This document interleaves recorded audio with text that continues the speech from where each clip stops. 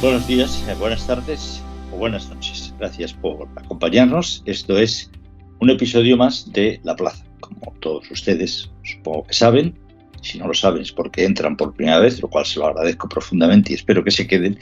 Esto es un espacio dedicado al debate, a darle la vuelta a todo aquello que ha sido noticiable durante la última semana. Lo más noticiable, o lo que han dedicado los periódicos, los medios, la mayor parte de su espacio, ha sido a intentar hacer un análisis de cómo queda el mapa político del país tras los resultados del 23 de julio, y sobre todo a intentar diagnosticar, intentar auscultar el estado en que se encuentra cada una de las formaciones políticas o de las más importantes formaciones políticas.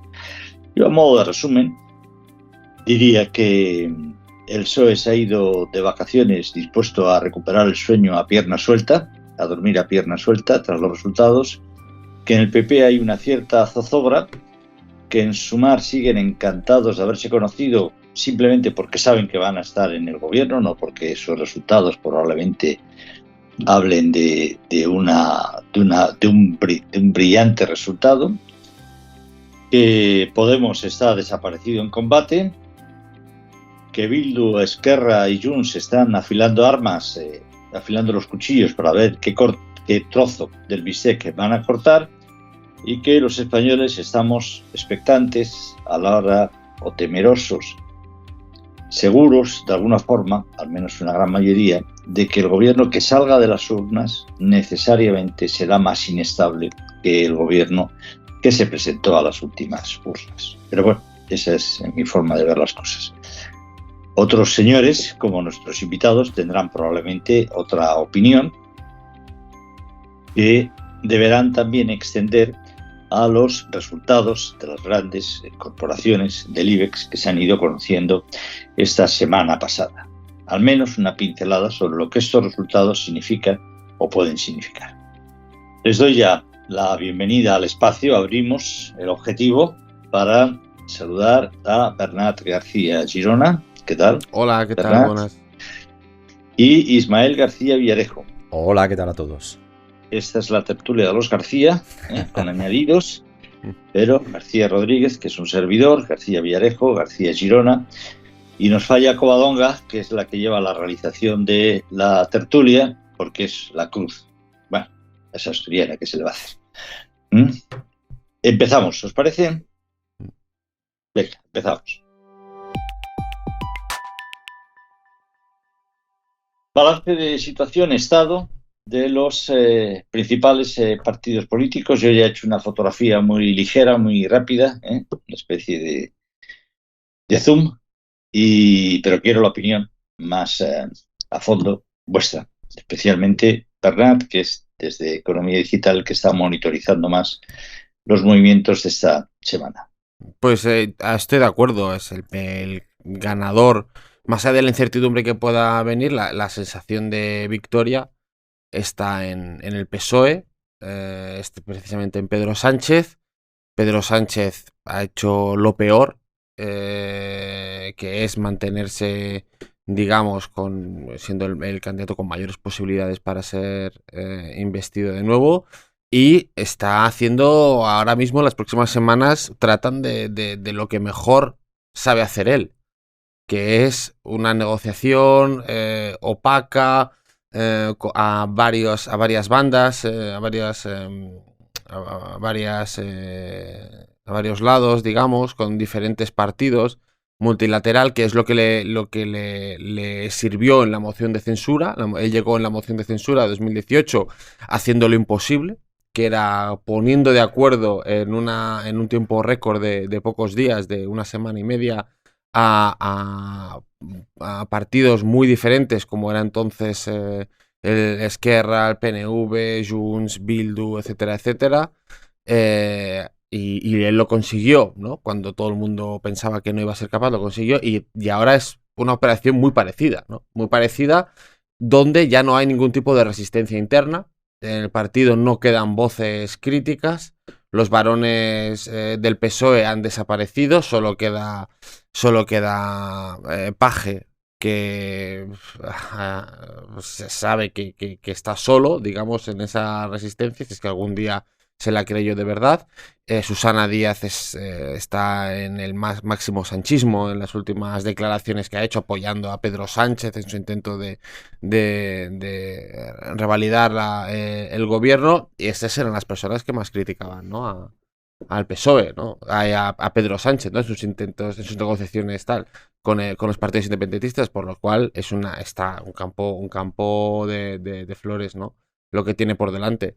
Así que él puede irse de vacaciones tranquilamente, porque conociéndole sabe que no se le va a escapar ningún tipo de negociación y no le va a sorprender nada, ¿no? El PP... y yo pienso que además que Pedro Sánchez ya en los últimos días empieza como a fraguar la idea de que es el más beneficiado en las próximas elecciones, ¿no? Es decir, si no hay acuerdo con las fuerzas independentistas en la manera en que él cree, él mismo puede estar interesado en forzar unas elecciones en las cuales subiría de apoyos, ¿no? Y parece que la derecha no sería capaz de sumar, al menos por el estado de opinión actual, ¿no? Por las encuestas que se van conociendo, y que también las carga el diablo, ¿no? Eso se traslada en el PP, que están absolutamente desnortados, están sin capacidad de reacción, han perdido, por supuesto, las posibilidades de formar un gobierno con el aliado que pretendían, que era Vox, o en solitario. Y bueno, su única opción es, pues nada, pues un partido de vuelta, que sería una repetición electoral, donde pierden 0-4, y no sé, algo tendría que pasar muy escandaloso para poder igualar el partido y que Feijóo fuera presidente, ¿no? Esas son las dos principales figuras. Ismael, PP y PSOE. Sí, abiertamente. Esta semana se ha visto que falta la materia gris, que huye de los dos partidos. Lo que señalas, Bernat, para mí son habilidades, pero no hay cierta inteligencia, es verdad. Esto es como quien va al gimnasio y hace 400 abdominales porque tiene práctica, pero no hay ahí más historias. Falta la materia gris. Yo solo he escuchado comentarios inteligentes desde la órbita exterior al Partido Socialista, que desgraciadamente está totalmente defenestrada.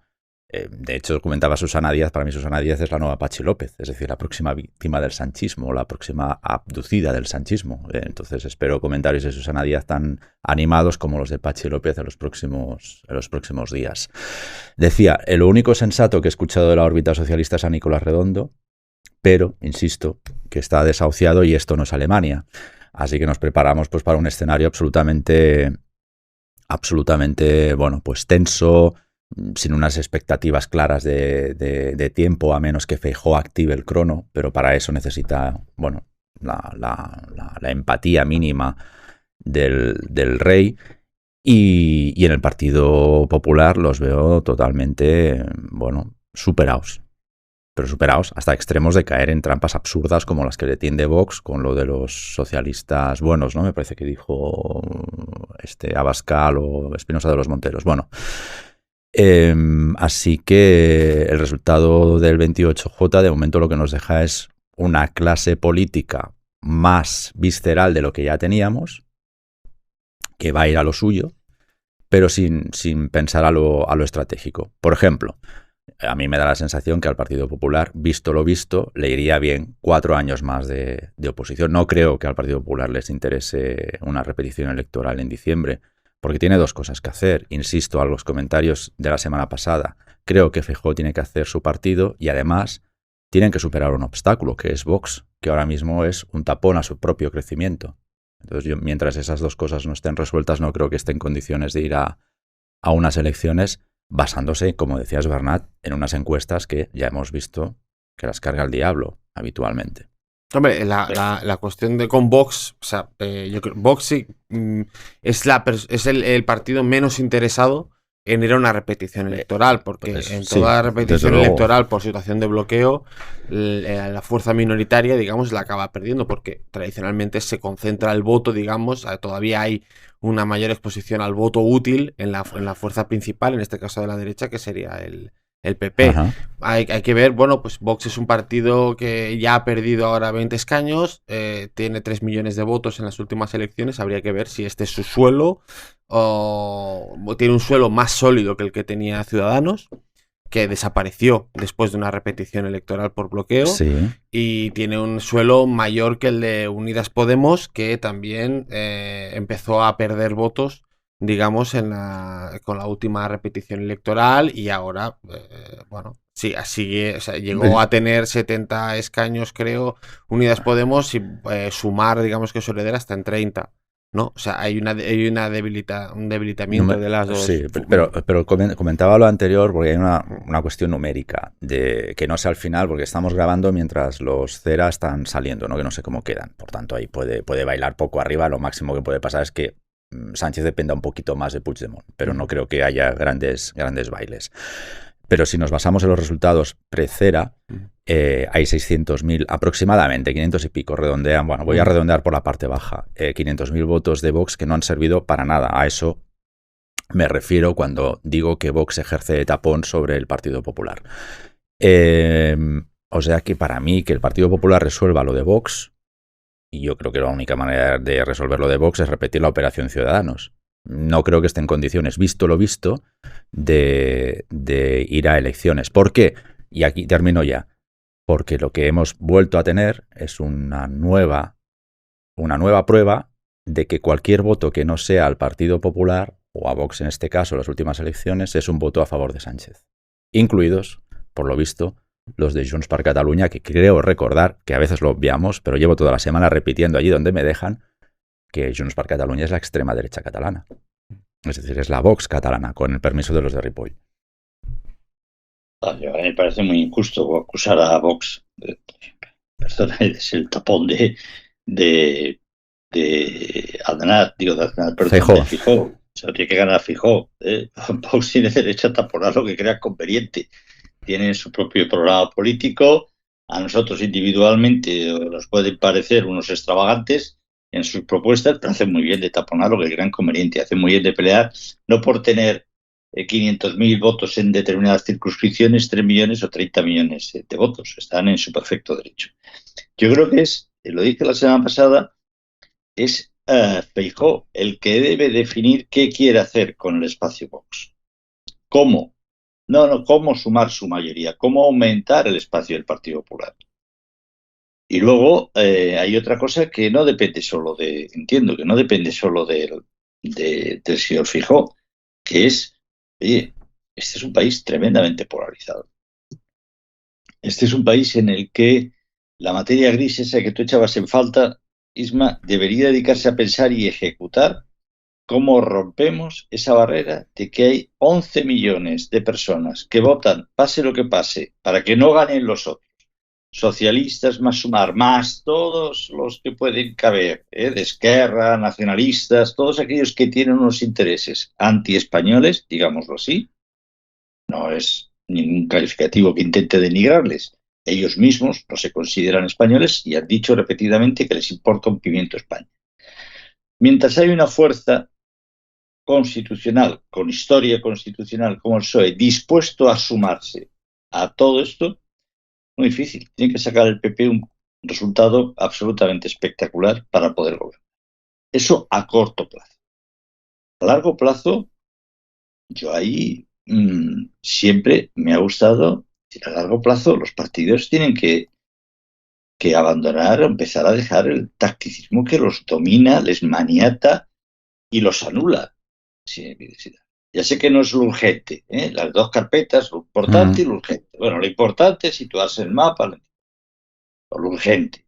Lo importante es que tienen que empezar, si tienen una alternativa, porque si no tienen una alternativa al avasallamiento de las instituciones por parte del Parlamento o del Poder Ejecutivo, si no tienen una alternativa que puedan explicar y que sea creíble y que gane adeptos a la separación de poderes o a la no separación de poderes, que es lo que ha estado ocurriendo en el último año, a los problemas del país, como pueden ser la inmigración o no la inmigración, la gobernabilidad del Estado, junto a 17 autonomías cada vez más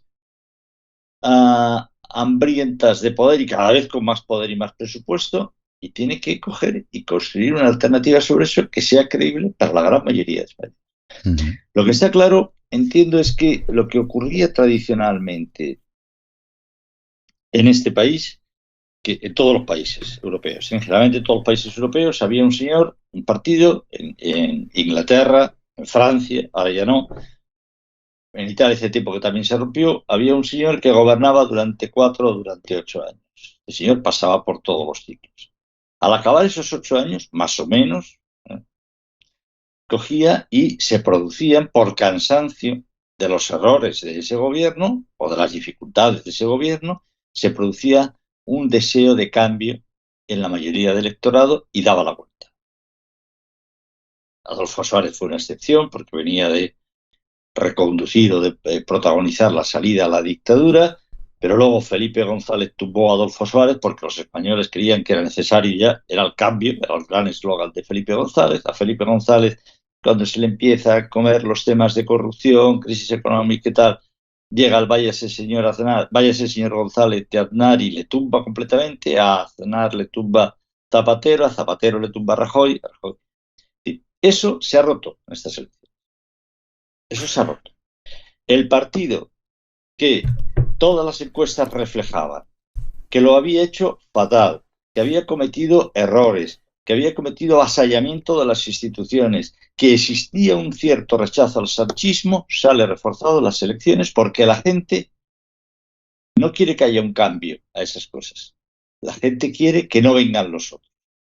No sé si Sí, perfectamente. Y eso introduce una nueva dinámica electoral. Y entonces, lo comentaba esta mañana con un amigo, un señor como Feijóo, que no es un político sanguinario de raza, que es un buen político, pero es fundamentalmente un gran gestor, se enfrenta a un señor como Pedro Sánchez, que lo que le distingue es la capacidad de oler la sangre y rematar a sus enemigos. Y palma. Y ponía un ejemplo. Si yo tengo la sensación de que si en Italia se hubieran enfrentado Mario Draghi y Berlusconi, siempre habría ganado Berlusconi. Porque en una sociedad polarizada siempre gana el que sabe apelar mejor a las emociones de una manera poderosa. Y entonces yo creo que eso es lo que ha pagado Feijóo. Pero bueno. No, pero tenemos que decir y que insistir, perdona, que no sabemos el resultado de los votos cera, que pueden no cambiar nada, que es lo que mucha gente vaticina, o pueden hacer bailar 2 o 3 votos que podrían sí ser importantes a la hora de las...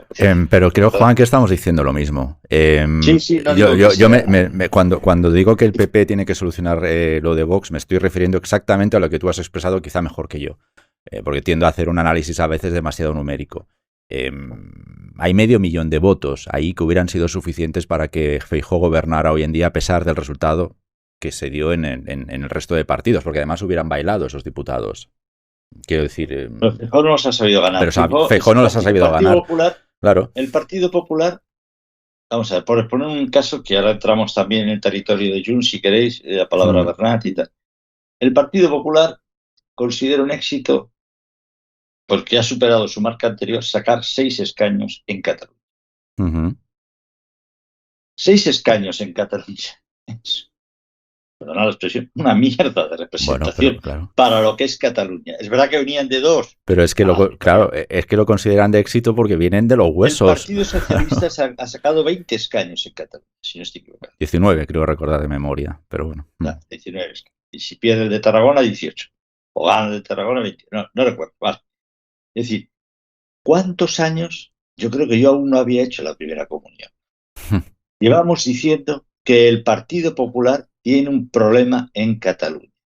Bueno, pues estas elecciones se ha presentado con un candidato absolutamente nuevo. No solamente que es Nacho Martín Blanco, que venía de Ciudadanos. Había que ir al puesto 4 para encontrar una cara conocida en las listas del Partido Popular por Barcelona, que es la señora que fue durante un tiempo delegada del gobierno con Rajoy en Barcelona. Santi Rodríguez, sí, era el número 2. El resto de la lista. A mí, que tengo mucho interés por la política, no me suenan de nada. Siento por ellos, probablemente sean muy conocidos y a mí se me escapa. No me suenan de nada. En las 4 primeras posiciones, un señor repescado de Ciudadanos, el secretario de organización y la hace ya bastantes años, delegada del gobierno en Cataluña con Rajoy. ¿Esa es la papeleta del Partido Popular en Barcelona? ¿De verdad saben que tienen un problema en Cataluña? Es que yo también, sí, claro que tienen un problema en Cataluña.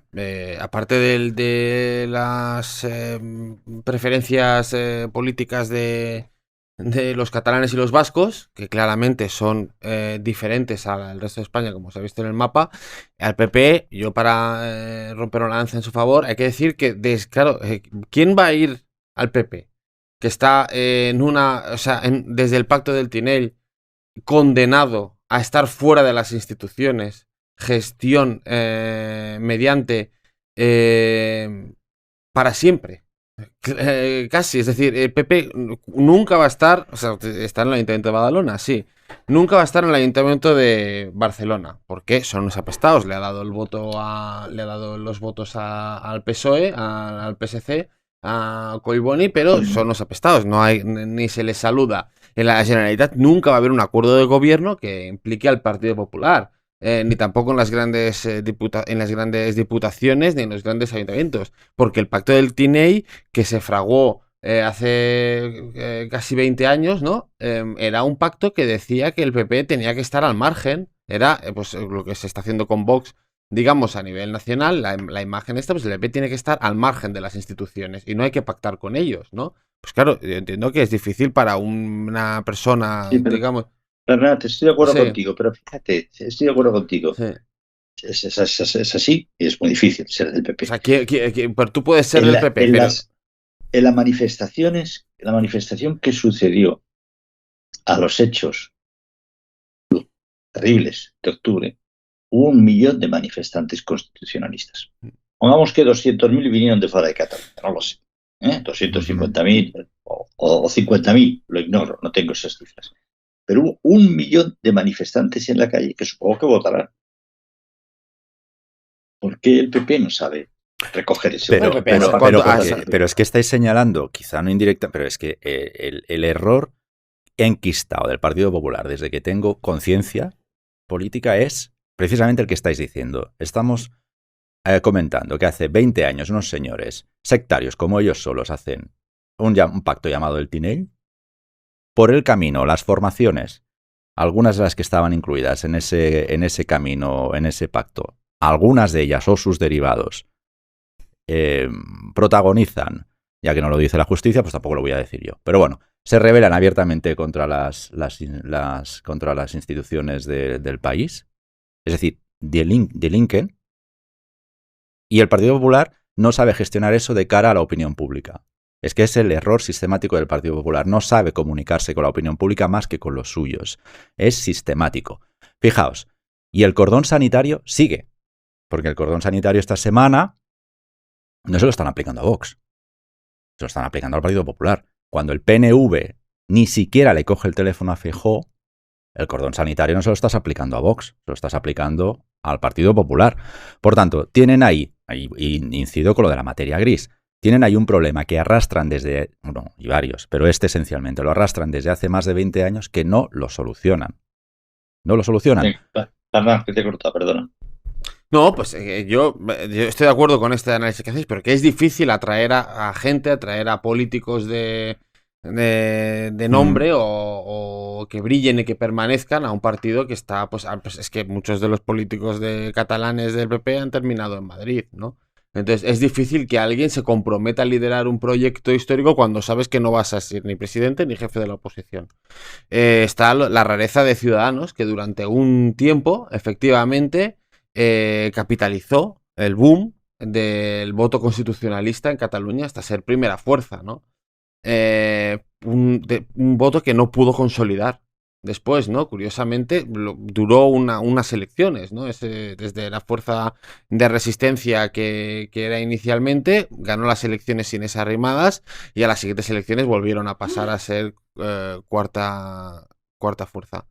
Y ahora ha desaparecido, ¿no? Y ese voto constitucionalista lo ha acaparado el Partido Socialista. Nosotros estamos en Madrid, tú estás en Barcelona, sabrás mejor cuál es el pulso de ese voto socialista. Pues claramente hay que aceptar que el voto constitucionalista no está... Bueno, el PP ha quedado tercera fuerza. El voto constitucionalista se siente, en palabras, me han dicho estos días, absolutamente huérfano.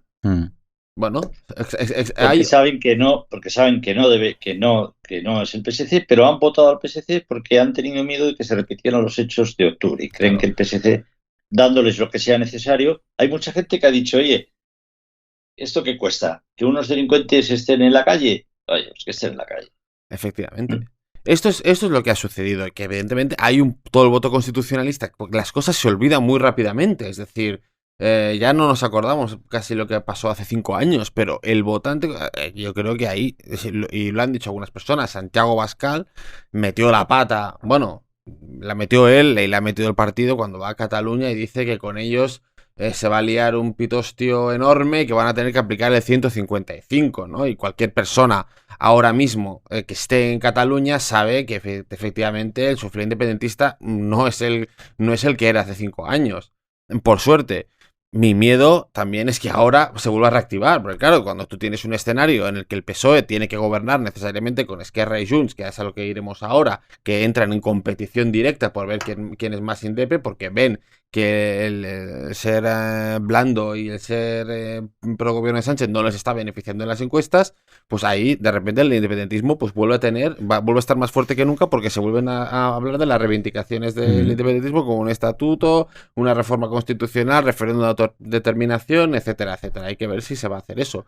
Pero lo que está claro es que a nivel de las pasiones, a nivel emocional, ya no hay esa fuerza del independentismo en Cataluña, ¿no? Está muy rebajado, ¿no? Y las elecciones son un buen ejemplo, que las fuerzas independentistas de Esquerra y Junts son la cuarta y la quinta, ¿no? En orden Lo que pasa es que me da la sensación que las pasiones son como la electricidad, la inflación, que se desinfla enseguida y vuelve a inflarse rápido, pero bueno. Sí, pues se vuelve a inflar rápido. Venga, Cataluña. Esquerra, fuerzas Esquerra, Junts. Bueno, pues Esquerra y Junts tienen, yo creo que tienen, bueno, están, que ahora mismo hay un escenario en el que, bueno, los partidos están enfrentados entre ellos y también dentro del partido de diferentes almas, ¿no? O sea, yo entiendo que dentro del Esquerra, pues hay gente que, como Pere Aragonés o Gabriel Rufián, que están encantados con ser la práctica pragmática del partido y apoyar, digamos, esas mejores concesiones mientras haya esta entente entre las dos formaciones. Oye, yo te apoyo, tú me apoyas y aquí nos vamos a quedar. Pero luego hay un señor que se llama Junqueras que me consta que está aturdido. Me consta que está aturdido por la situación política, por ver cómo su partido, que es el más independentista de la historia, está perdiendo apoyos por ser una muleta del gobierno de Sánchez sin haber sacado prácticamente nada. O sea, ha sacado muchas cosas, pero no para un independentista. Hombre, él está en la cárcel, él está fuera. Sí, él está fuera, pero quiere decir que él ha estado fuera, pero él ha salido lleno de odio visceral. O sea, es una persona que sigue pensando en el proyecto independentista. Y es una persona que ahora mismo pues tiene dudas de ver hasta qué punto el partido que él todavía preside está, ¿no? Está conforme. Si Junqueras en un momento le da por elevar el tono, Puigdemont va a tener que elevarlo 2 veces, ¿no? Porque lo que se está jugando aquí es la hegemonía, digamos, de nacionalista independentista en Cataluña para las elecciones de la Generalitat el próximo año, ¿no? O sea que yo creo que está todavía. Hay cosas por ver. Hay cosas por ver que pueden hacer pensar una repetición electoral. Y es esos liderazgos débiles, vulnerables, que pueden hacer estallar las coaliciones, ¿no? Y también en el País Vasco, pues PNV y Bildu pasa exactamente lo mismo. Pues PNV, pues evidentemente tiene miedo a apoyar a la derecha porque son las elecciones, pero es que está viendo como Bildu le está comiendo la tostada, ¿no? Es difícil que pueda reclamar algo ahí. Pues claro, y fíjate que el PNV quizá le interesaría, le hubiera interesado, bueno, intentar que gobernara Feijóo, no sé cómo, pero para presentar un catálogo de contraprestaciones dentro de un año, porque el PNV siempre ha sido, corrígeme tú, Bernat, que lo conoces mejor, pero siempre ha sido, digamos, el valedor, ¿no? de que el País Vasco crezca en base a los apoyos de Madrid, o sea, en girar facturas, y eso en la era Sánchez se ha desdibujado bastante. No sé si ese efecto práctico o de utilidad que el votante vasco le daba al PNV se está empezando a desdibujar, porque es llamativo también que Bildu le esté amenazando con el sorpaso bien dado, quiero decir. Hombre, Bildu es el socio preferente del gobierno, eso es así, entonces está capitalizando, digamos, esas alianzas y bueno, al final se traslada, ¿no? al votante del País Vasco. Todo lo que vaya a reclamar, todo lo que pueda conseguir el País Vasco, el PNV en las negociaciones de investidura, se lo va a apropiar Bildu. Es decir, no sé cuál es la estrategia del PNV, más que decir que ellos han hecho fracasar la investidura de Rajoy, que unas declaraciones que, siendo ciertas, porque no lo quieren apoyar, no tienen, o sea, demuestran el poco recorrido, ¿no?, que tiene el partido. Y si esta es tu mayor reclamación o coger el teléfono a alguien, no te preocupes que Bildu ya puede hacer mejor. El doble. Sí, Les voy a contar una anécdota y dos anécdotas. Sí. La primera anécdota es un Twitter que he visto hoy. Sí, a ver. En el que se veían dos personas bajo un puente y decía, ¿qué oportunidad ha perdido el PNV? Sí, ¿no? Dejando sin apoyar al Partido Popular no va a poder volver a traicionarle. Claro, es que mira, justo lo que pretendía decir, pero brillantemente dicho.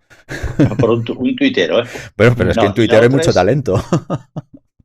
La otra es la imagen que daban el PNV y Bildu. Te da la sensación, muy desde fuera, porque no conozco a fondo, evidentemente, el País Vasco, muy desde fuera, una cosa que a lo mejor es muy simple y equivocada. Da la sensación de que están diciendo lo mismo, solo que unos es una colección de yayos y la otra es una colección de jóvenes machos. Sus nietos. Voy a decir, he dicho que era una imagen simple y probablemente equivocada, pero me dio esa sensación. Era un poco lo mismo. Nosotros miramos solo por el País Vasco, la gobernabilidad de España y tal, no la trae el pairo, pero a ver lo que vamos a ir a defender nuestras necesidades y nuestras cosas. Y nosotros vamos a defender la agenda vasca, no sé qué y tal. La única diferencia es que Urkullu está mayor, ¿Es verdad? que Ortúzar se le ve el hombre ya también, que tiene unos añitos, que incluso al hombre este no recuerdo cómo se llama, que es el portavoz histórico en Madrid, lleva ya un montón de... Aitor Esteban, lleva ya un montón de años, además se ha puesto a adelgazar, y cuando te pones a adelgazar, Condita, siempre te sienta mal y te perjudica, te desfavorece la imagen. Y los otros se quedan, vaya machos, ahí sonrientes, así que hemos ganado. Entonces, desde fuera, decías, joder, los míos son estos, es Bildu. Luego decías, joder, que son Bildu. No, ¿dónde voy? que no voy a pasar esa línea, ¿no? Pero de contenido, de formas, de lo que transmitían, muy parecidos, casi iguales. De hecho, el PNV creo que iba a decir que asumían toda la agenda social del gobierno, ¿no? Una agenda que había marcado fundamentalmente y Esquerra Republicana. Pero que sí, una cosa es lo que dice y otra cosa es la que hace, porque bien que ha llevado al Constitucional la ley de vivienda esta misma semana. La llevan todos, la llevan ellos, la lleva Juanma Moreno, la van a llevar todos, porque es una ley absolutamente inconstitucional. Pero entonces no digas que la asumes, o sea, no, sea un poco coherente, asume el contenido, pero asume... que se beneficie a los... Claro, pero ¿qué tiene que decir? Si le está comiendo la tostada, que se la ha comido ya, queda poquito el Bildu. Pues que son ellos más rojos que Dios. ¿No? Claro, pues el PNV... O sea, al final las formaciones tienen que ser creíbles. Es que es básico. El lenguaje político, el mensaje político solo tiene una primera obligación para poder ganar. Es que sea creíble. Y claro, cuando tú dices al PNV que asumes la agenda social, usted se acuerda, usted sabe quién es. Dese una vueltecita, hombre, mire la tril y vea las siglas. Pone EAJ PNV. ¿Sabe? ¿Cómo que asume usted la agenda social? Pues es el representante de la gran oligarquía industrial vasca. Claro. Pero es que de verdad, esto de esta semana, o sea, lo del teléfono es buenísimo. Pues el señor de la derecha vasca no le coge al teléfono al señor de la derecha española porque dice que está con la extrema derecha vasca, que a la vez el señor de la derecha vasca hace migas con el señor de la extrema derecha catalana. Es que esto es el patio, ¿eh? Pero bueno. Y el PNV, desde mi punto de vista, pierde una ocasión de oro para pedir lo que quiera sí, a Feijóo. porque se lo podría dar. Y yo en ese caso, y además ahí sí que no podría concurrir con Bildu, es decir, ahí el mérito de que te lleves se lo va a llevar el PNV, porque Bildu no está en esa ecuación, ¿no? Como en la investidura de Sánchez. Y a mí me da la impresión de que Vox apoyaría esa investidura, porque si Vox, si le da la independencia al País Vasco, que es algo que ni el PNV ni Neguri quiere. Algo menos radical, por ejemplo, viene Esteban y le dice aquí a Feijóo que lo que quiere es el cupo blindado por Constitución. Yo no veo a Vox apoyando eso. No, pues, pero si no... que no es tan radical como la independencia. Bueno, si puedes blindar el cupo en la Constitución, yo creo que Vox, si dijera que no, y no apoyara la investidura de Feijóo, desaparecería en las siguientes elecciones. Porque al final le pasaría lo mismo que a Ciudadanos. En el caso que dices tú, hombre, es una reforma constitucional, no se podría decir. No creo que tú puedas pactar bilateralmente eso sin el concurso de otra gente, ¿no? Pero bueno. Pero ahí metes en un brete al Partido Socialista, por ejemplo, porque tampoco va a decir que no. Pero ¿qué quiere decir? Que puedes hablar del cupo, una reforma constitucional, no sé si es el caso más extremo, pero las pensiones, una inversión millonaria para desarrollar el AVE, el Bilbao, el año que viene. Bueno, el AVE no sé si lo quieren, pero porque ya me desconcierta esto. Pero una serie de infraestructuras, participar, cederle, digamos, el orden en el puerto y en no sé qué otras cosas. Es decir, no sé, una agenda de desarrollo que está el País Vasco, hay que recordarlo, económicamente no está nada bollante, la situación industrial es grave. Que solo capitalizar, el Vox tendría que apoyarlo, ¿no? Porque si tú has dicho que quieres echar al sanchismo, pues si no lo hicieras, desaparecería, ¿no? O volvería a esa repetición electoral y quedarían con 10 escaños o 12 escaños, me parece, ¿no? Pero el PNV parece que tiene miedo a hacer eso. Yo creo que están también desnortados, como decís antes. Sí, pero totalmente. Totalmente desnortados y que además no saben qué hacer. Feijóo no sabe qué hacer con Vox, pero es que el PNV no sabe qué hacer con Bildu. No se lo esperaba. Bueno, en algún momento tendrán que cambiar el paso, ¿no? Y claro, y Puigdemont no sabe qué hacer con medio Junts per Catalunya ni la otra mitad del PDeCAT. Oriol Junqueras no sabe qué hacer con Gabriel Rufián y Pere Aragonés. O sea que está bien. O sea, el patio está ¿Habéis visto distraído. La portada hoy del periódico de Cataluña? No, pero esa no es de hoy. No, pero ¿cuál es? ¿De cuál hablamos? ¿No es de hoy? No, eso es de 2017. Anda. Una que está saliendo ahora, o sea que no es... es cuando, después de declarar independencia y tal... Pues entonces no la comento, porque iba a comentar, pero si no es de hoy no tiene sentido. Me dejáis con la curiosidad. Sí, luego la busco. Nada, luego. Venga, resultados empresariales. Vamos rapidito, por favor. Pues no vamos a dar cada uno de No, un comentario. Que la gente lo lea o en finanzas.com o en economiadigital.es. Un adjetivo para las del IBEX brillantes. Ahí lo dejo. Y creo que el interlineado es útil porque es llamativo siempre, es tradición, pero llamativo. Porque hay algunas IBEX que tienen gente muy buena dentro incorporada. Los análisis macro que te hacen, evidentemente, tienen que saber en qué escenario se van a mover, o al menos tener una cierta idea, ¿no? Porque aquí sí que hay materia gris. Entonces, me llama la atención que hay una coincidencia que hacia 2024 no ven el panorama claro.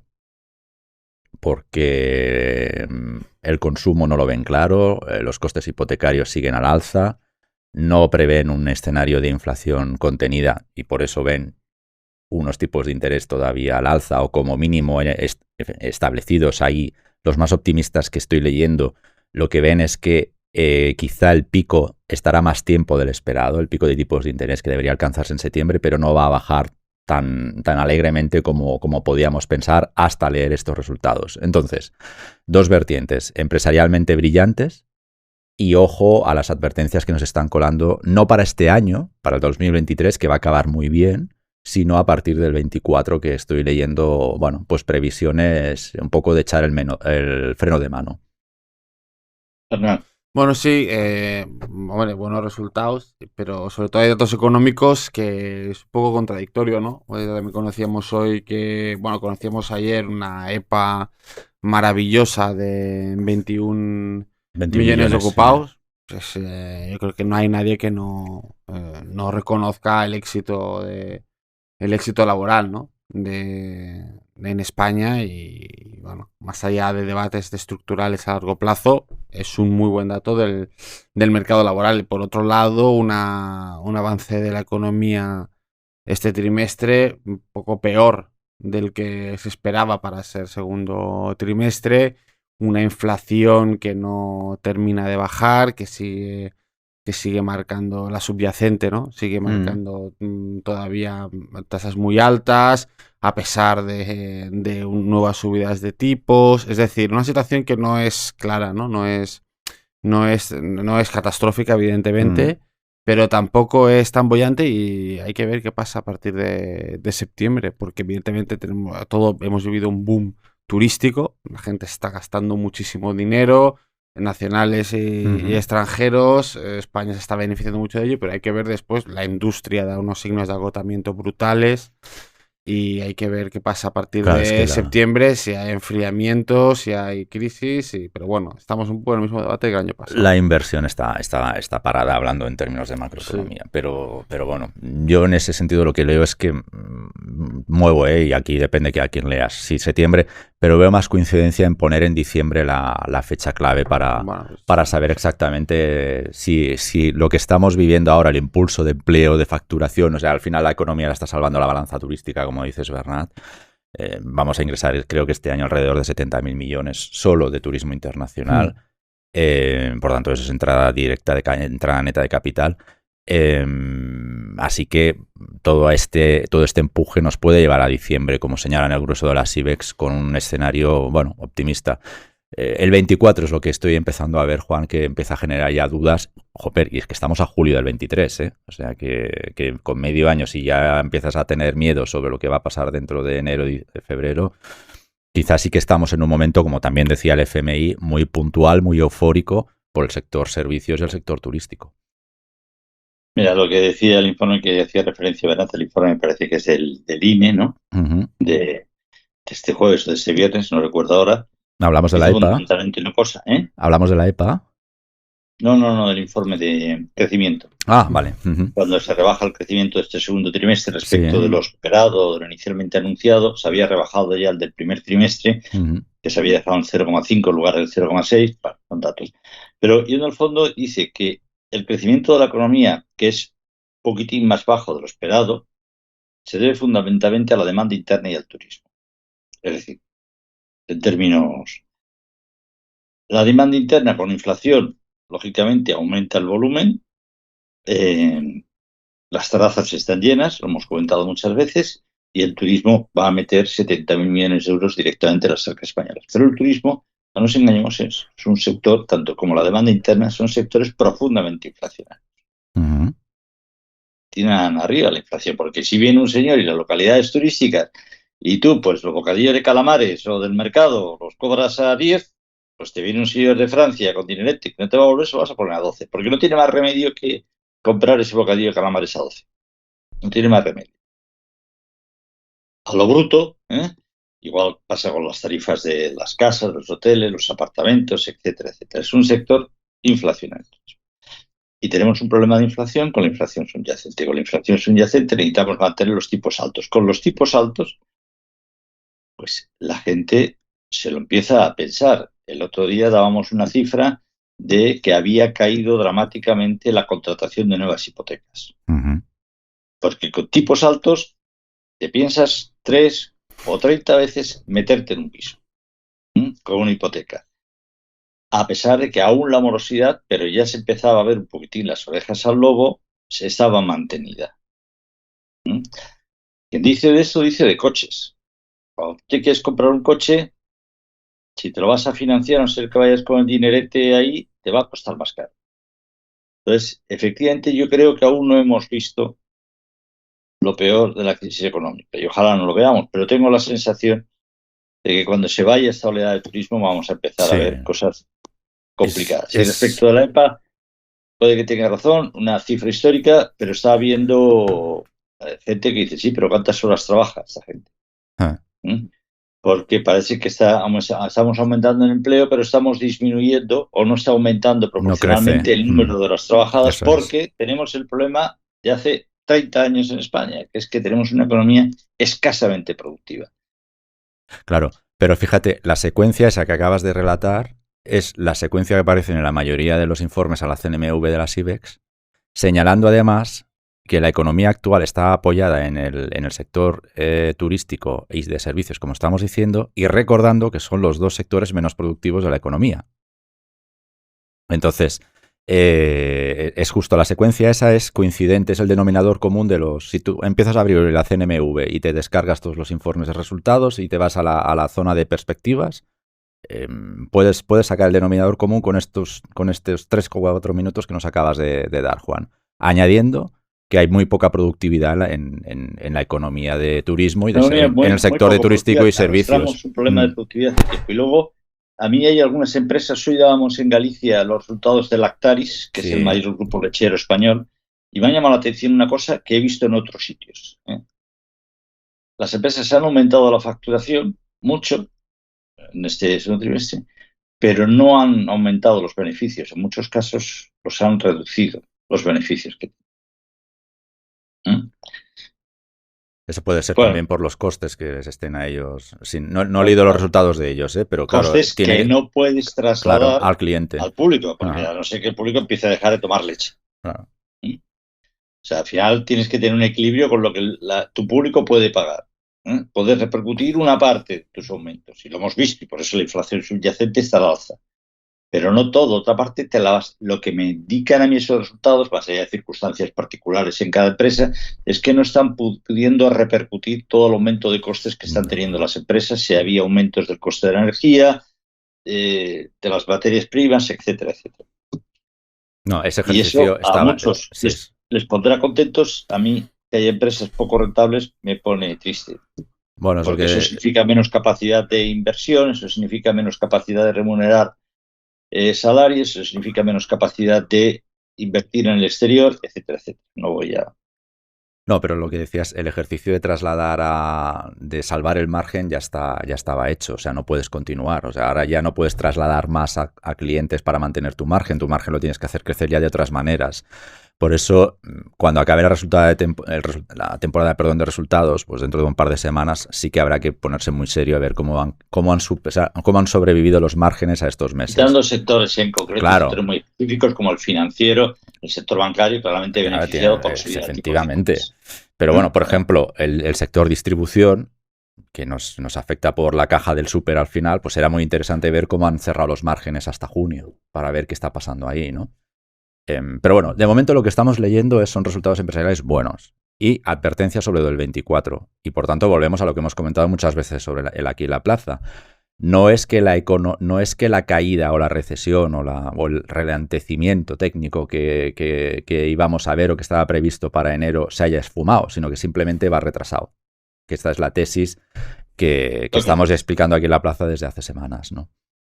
Arad, ¿alguna cosa más? No. ¿No? De acuerdo. Sí, muchísimas gracias a los dos. Si no os vais de vacaciones aún, pues no. Al menos pediros a la piscina, que os quede mejor un poquito ese color que tenéis. Sí, muchas gracias. Un color electoral. Venga, gracias a todos. Gracias a Ismael García Villarejo, a Bernat García Girona, al Covadonga La Cruz a los mandos. Supongo que está también Pablo Ballester. Y gracias a todos ustedes, sobre todo, queridos amigos, por sintonizar esta plaza que tiene un nivel medio de escuchas bastante alto. Algo de lo que me siento muy orgulloso y que me compromete mucho. Gracias a todos. Hasta pronto. Gracias. Hasta luego.